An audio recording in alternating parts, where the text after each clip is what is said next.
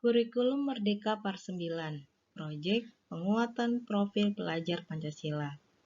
Berdasarkan Permendikbudristek Nomor 262 Tahun 2022 tentang Proyek Penguatan Profil Pelajar Pancasila merupakan sebagai struktur kurikulum pada pendidikan sekolah dasar maupun menengah.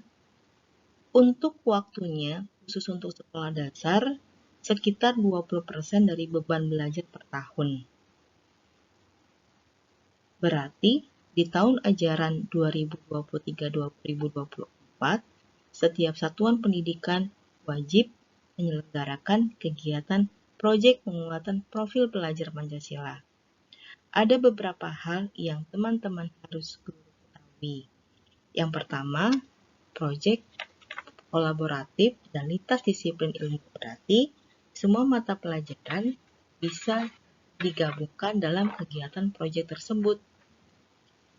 Kemudian yang kedua, holistik, kontekstual, dan berpusat pada peserta didik serta eksploratif, proses inquiry dan pengembangan diri. Yang ketiga, untuk alokasi waktu kelas 1 sampai kelas 5 sekitar 252 JP dalam 1 tahun dan kelas 6 224 JP. Kemudian, di dalam proyek terdapat 7 tema. Yang pertama, gaya hidup berkelanjutan. Yang kedua, kearifan lokal. Yang ketiga, Bhinneka Tunggal Ika. Yang keempat, bangunlah jiwa dan raganya. Yang kelima, suara demokrasi. Yang keenam, berrekayasa dan berteknologi untuk membangun NKRI. Dan yang ketujuh, kewirausahaan. Khusus untuk sekolah dasar, hanya 5 tema saja.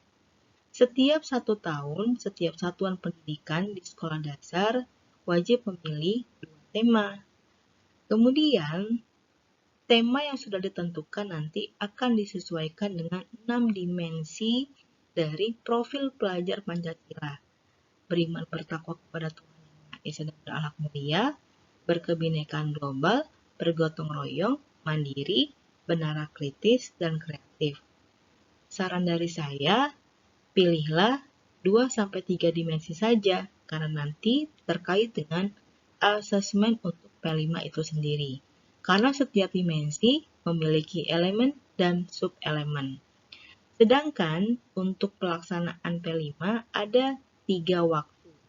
Yang pertama, bisa dilaksanakan 1 minggu hanya 1 hari, misalnya hanya dilaksanakan pada hari Jumat saja atau di akhir pekan. Berarti dari jam pertama sampai jam terakhir itu adalah kegiatan proyek. Kemudian yang kedua, bisa setiap hari tapi di akhir jam. Berarti dari hari Senin sampai hari Jumat, di akhir jam pelajaran diisi dengan kegiatan P5. Atau nanti setelah pembelajaran intrakurikuler selesai, baru kegiatan proyek baru dilaksanakan. Jadi, setiap sekolah silakan memilih.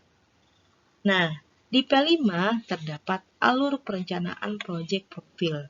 Yang pertama, membentuk tim fasilitator proyek penguatan profil pelajar Pancasila. Tentunya ada koordinator, biasanya kepala sekolah ataupun wakil kepala sekolah. Nah, fasilitator ini adalah yang bertanggung jawab pada tema ataupun subtema pada kegiatan proyek baik di fase A, fase B, ataupun fase C.